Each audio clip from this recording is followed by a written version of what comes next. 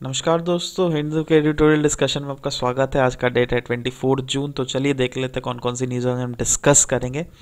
पहला न्यूज़ है दोस्तों पार्टी पॉलिटिक्स के बारे में। प्रेसिडेंशियल कैंडिडेट जो कि रामनाथ कोविंद को बीजेपी ने खड़ा किया एंड उनके अपोजिशन में मीरा कुमार को अपोजिशन वालों ने खड़ा कर दिया। सो वो थोड़ा पार्टी में टसल है, तो बिल्कुल हमारे लिए इम्पोर्टेंट नहीं है, तो वो डिस्कस नहीं करेंगे। दूसरा है यूएस कोरिया के रिलेशन के बारे में। ये कुछ कुछ अच्छे पॉइंट्स बहुत एक्सट्रैक्ट करने को मिले, क्योंकि अभी रिसेंटली फिर से टेंशन यूएस और नॉर्थ कोरिया में हो गया है, क्योंकि नॉर्थ कोरिया ने यूएस के एक स्टूडेंट को कैप्टिविटी में रख दिया था एंड स्टूडेंट का डेथ हो गया था। तो देख लेंगे वहाँ से भी क्या क्या अच्छे पॉइंट्स एक्सट्रैक्ट कर सकते हैं। नेक्स्ट है गवर्नमेंट का एग्रीकल्चरल पॉलिसी। दोस्तों यहाँ पे एक बड़ा सा स्टोरी दिया गया है, ठीक है। तो स्टोरी के बीच से जो जितने जितने पॉइंट्स अपने लिए इंपॉर्टेंट है वो एक्सट्रैक्ट कर लेंगे। इसमें बेसिकली बोला गया दैट गवर्नमेंट को कैसे रिस्पॉन्स करना चाहिए फार्मर्स के प्लाइट के बारे में, ठीक है। तो वो देख लेंगे। और नेक्स्ट है श्रीलंका के इंटरनल पॉलिटिक्स के बारे में। दोस्तों वहाँ का नॉर्दर्न जाफना में कुछ पॉलिटिकल टर्मोइल है और कुछ करप्शन वरप्शन के चार्जेस है। तो that is not per se very much important for UPSC point of view, so we will not discuss that. So चलिए देख लेते हैं पहला जो दूसरा वाला, ये यूएस नॉर्थ कोरिया। आज का बहुत कम वैसे डिस्कशन के लिए।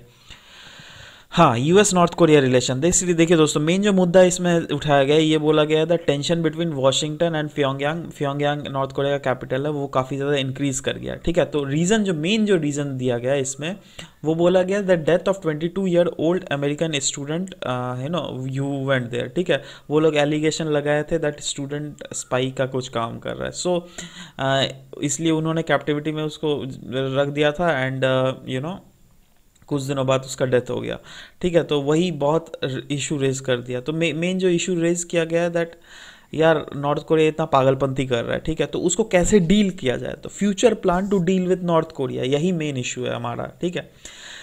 देखिए, North Korean crisis has worsened since President Donald Trump took office. जब से डोनाल्ड ट्रंप ने ऑफिस लिया है तब से और भी नॉर्थ कोरिया का हरकत जो है, पागलपंती वाला हरकत, वो काफ़ी ज़्यादा बढ़ गया। आपने देखा होगा रिसेंटली मिसाइल टेस्ट किया था उन्होंने, ठीक है। और काफ़ी ज़्यादा धमकी भी दे रहे हैं, ठीक है, क्योंकि यूएस ने साउथ कोरिया में थर्ड मिसाइल डिप्लॉय कर दिया, ठीक है। उसके बाद और भी धमकी देने ये लोग लग गए दैट यार ऐसा अगर कुछ हो गया तो हम और भी अपना अपना दिखाएंगे क्या कर सकते हैं। साथ ही साथ आर्टिकल ये भी बोल रहा है दैट नॉर्थ कोरिया जो है एक इर्रिस्पॉन्सिबल न्यूक्लियर पावर है, ठीक है। तो वो बंदा कुछ भी कर सकता है। सचमुच का अगर न्यूक्लियर कुछ मिसाइल विसाइल छोड़ दिया तो फिर बवाल हो जाएगा, ठीक है। और नॉर्थ कोरिया तो ये हमने पहले बोल दिया that North Korea has test fire number of missiles, ठीक है। तो इसको जो नॉर्थ कोरिया को डील करने के लिए यूएस ने बीजिंग का भी हेल्प लेने का कोशिश किया था, बट बीजिंग भी कहीं ना कहीं फेल दिख रहा है। क्योंकि क्या है ना, देखिए मैं एक बता दे रहा हूँ। ये देखिए, ये है चाइना और ये है नॉर्थ कोरिया, ठीक है। अब बीजिंग भी एक्शन तो ले रहा है बट फुल एक्शन नहीं ले सकता। क्यों? क्योंकि अगर पूरा एक्शन ले लेगा ना तो क्या होगा ना, यहाँ से मतलब यहाँ से जो लोग हैं वो उठ के इधर भाग जाएंगे, ठीक है। इमिग्रेशन हो जाएगा, मतलब माइग्रेशन हो जाएगा ओवरऑल, ठीक है। तो वो चाइना भी नहीं चाहता है ना, तो क्योंकि चाइना का डायरेक्ट पड़ोसी है, ठीक है। तो चाइना कुछ हार्ड स्टैंस नहीं ले पा रहा है, ठीक है। तो मतलब पर यूएस ने तो जितना हेल्प लेने का था बीजिंग से लिया, बट वो भी कहीं ना कहीं दिख रहा है जो फेल हो गया है, मतलब कुछ काम नहीं कर रहा है, ठीक है। सो आर्टिकल बोल रहा है दैट अभी जो ये जो सैंक्शन लगाया है, ठीक है। तो यूएस पहले सैंक्शन लगाता था तो वो तो कुछ काम नहीं कर रहा था। उसके बाद बीजिंग का भी हेल्प लिया, वो भी कुछ काम नहीं कर रहा है, ठीक है। तो अमेरिका को कुछ अलग एंगल देखना चाहिए, ठीक है।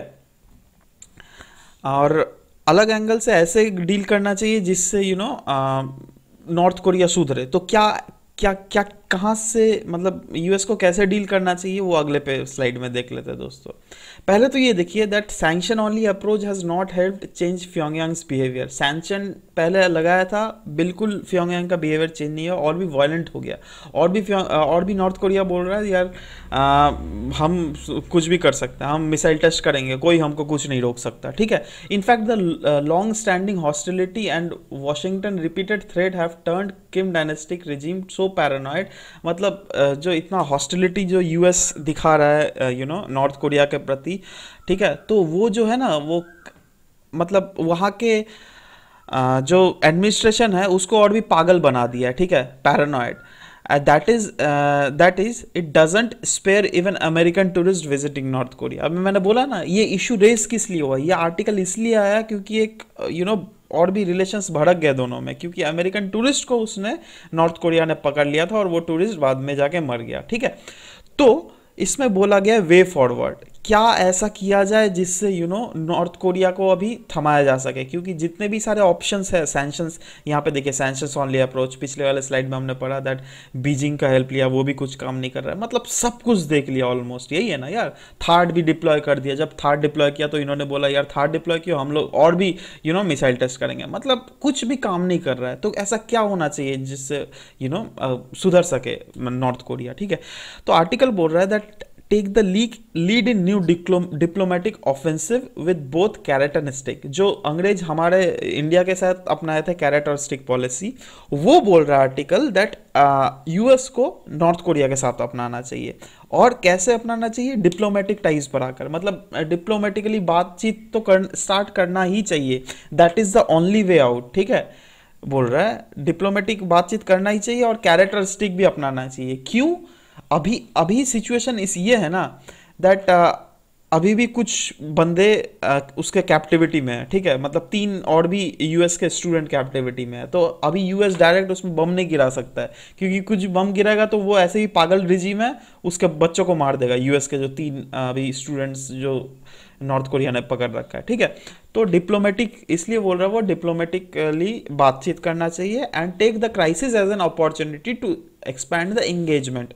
ये जो क्राइसिस जो नॉर्थ कोरिया और यूएस के बीच में है, या फिर North Korea and whole world के बीच में इनफैक्ट, तो उस क्राइसिस को अभी अपॉर्चुनिटी में बदलना चाहिए, और अपॉर्चुनिटी में सिर्फ बदला जा सकता है अगर हम डिप्लोमेटिक टाइज से एंगेजमेंट बढ़ाए अपना, ठीक है। द साउथ कोरियन प्रेसिडेंट, अच्छा यहाँ पर ये साथ साथ ये भी बोल रहा है दैट साउथ कोरियन के प्रेसिडेंट जो है मून जे इन, इन्होंने भी बोला है दैट हम जो मतलब साउथ कोरिया जो अभी नॉर्थ कोरिया के प्रति हॉस्टिलिटी पॉलिसी जो अपनाया हुआ है वो रोल बैक कर लेंगे हम लोग। मतलब साउथ कोरिया बोल रहा है यूएस को, ठीक है भैया आप भी बात करो नॉर्थ कोरिया से, हम भी जो अपना जो हॉस्टिलिटी पॉलिसी नॉर्थ कोरिया के खिलाफ अपनाए हुए हैं वो भी हम रोल बैक कर लेंगे, ठीक है। हम भी बातचीत करना चाहते हैं, जिससे क्या हम भी उस रीजन को कोरियन पेनिनसुला को हम डिस्टेबलाइज नहीं देखना चाहिए, हम भी स्टेबलाइज देखना चाहते हैं।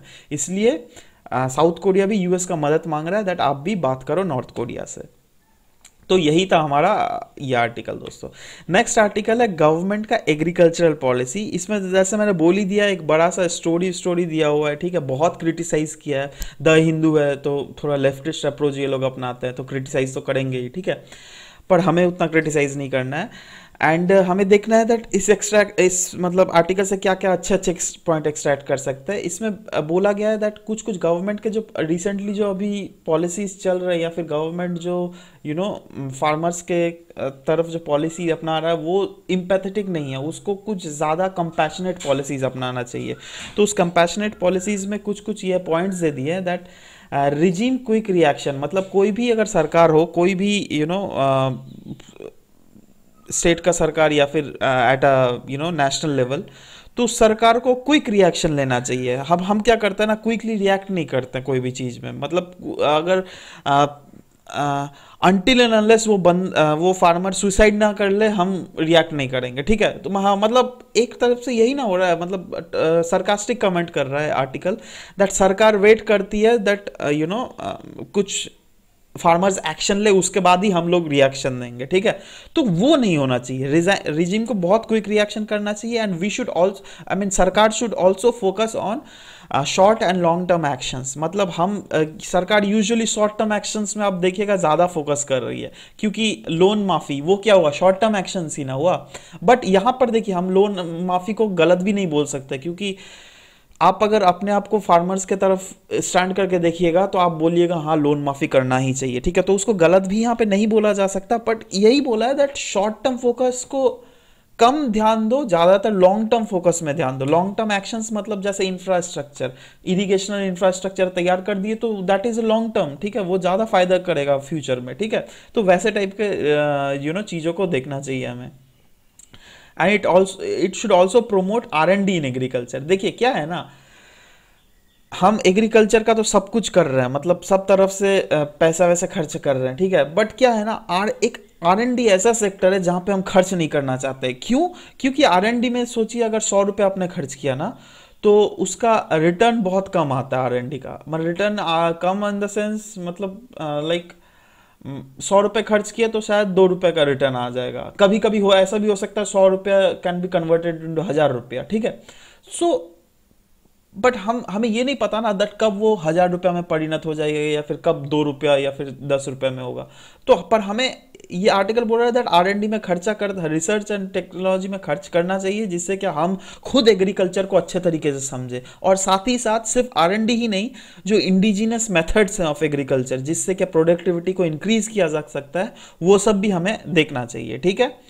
ये सर और भी है। देखिए, मैंने ये पहले ही बोल दिया that we should, the government should be empathetic to farmers. Farmers के साथ एम्पैथेटिक होना चाहिए। जो भी फार्मर्स का प्रॉब्लम है उसे अपना प्रॉब्लम समझ के गवर्नमेंट को एक्शन लेना चाहिए, ठीक है। And the focus must be on citizen suffering, है ना। सिटीजन जो सफरिंग कर रहे हैं, दैट एक फार्मर क्यों आत्महत्या कर रहा है, ठीक है, वो रीजन में हमें डेप्थ एनालिसिस करके उस रीजन को अच्छे से कोई शोध निकालना चाहिए उस रीजन का, ठीक है।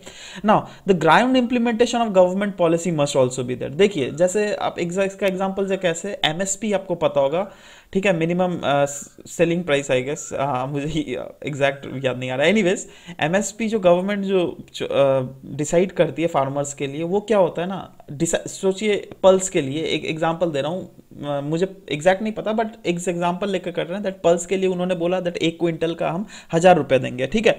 बट क्या हो जाता है ना, वो जब सरकार के गोडाउन में जमा करने जाता है तो बहुत लंबा लाइन लगा हुआ रहता है, ठीक है। तो 2 दिन उसको तो उस लाइन में लगते हुए ही मतलब 2 दिन उसको सरकार उस गोडाउन तक पहुंचने में लग जाता है, ठीक है।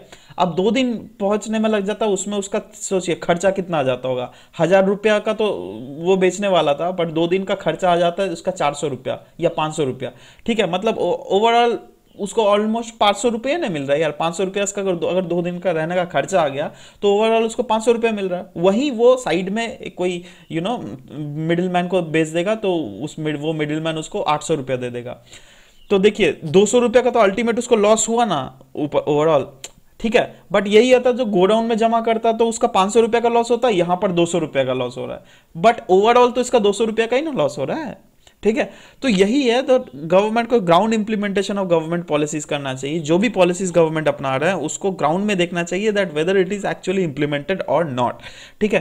There must be revision of procurement prices of the crop. हाँ, जो भी प्रोक्योरमेंट प्राइस ऑफ हर एक सीजन में चेंज करना चाहिए, है ना। और इसके लिए मैं तो ये बोल रहा हूँ, एक आप ऐसे भी लिख सकते हो दैट एक अलग सा कमिटी बैठा देना चाहिए जो सब सिर्फ इसी का ले, मतलब प्रोक्योरमेंट प्राइसेस के बारे में लेखा जोखा संभाले, ठीक है। ऐसा कुछ कमेटी बनाना चाहिए।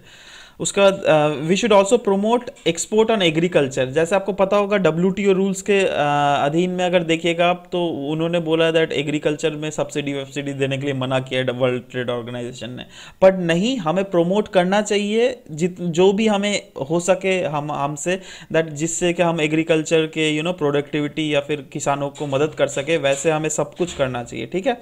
और लास्ट में एक पॉइंट है दोस्तों, ये लिखा हुआ है जेनेटिकली मॉडिफाइड क्रॉप को हमें इंट्रोड्यूस करना चाहिए। अभी आपको पता होगा दैट इन्वायरमेंटलिस्ट काफ़ी प्रोटेस्ट करते हैं, नहीं जीएम क्रॉप नहीं इंट्रोड्यूस करो, ठीक है। बट हमें उतना प्रोटेस्ट नहीं मानना चाहिए। देखिए, एक्चुअली क्या है ना, वो लोग मतलब देखिए, जेनेटिकली मॉडिफाइड क्रॉप अगर अब देखा जाए तो लार्जर स्केल में यूएस में बहुत ज़्यादा यूज़ हो रहा है, बट यूएस में कुछ भी उसके रिपरकशंस ज़्यादा देखने को नहीं मिल रहे हैं, ठीक है।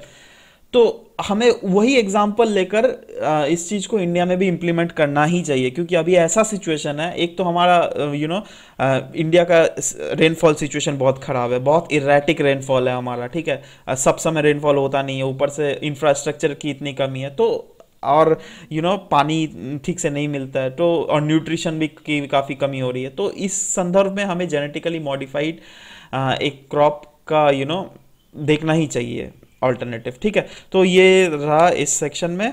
नेक्स्ट पेज में दोस्तों ये वाला बिल्कुल इंपॉर्टेंट नहीं लगा, क्योंकि ये ग्राउंड जीरो रिपोर्ट है। श्रीनगर के औरतें काफ़ी ज़्यादा ड्रग एडिक्ट हो रही है, क्या रीज़न है ये वो, तो उतना ज़्यादा इंपॉर्टेंट वैसे है नहीं, कुछ इंपॉर्टेंट पॉइंट नहीं मिला। तो अभी तक के लिए इतना दोस्तों, कल मिलते हैं कुछ नए करंट अफेयर्स के साथ। Till then bye bye, take care.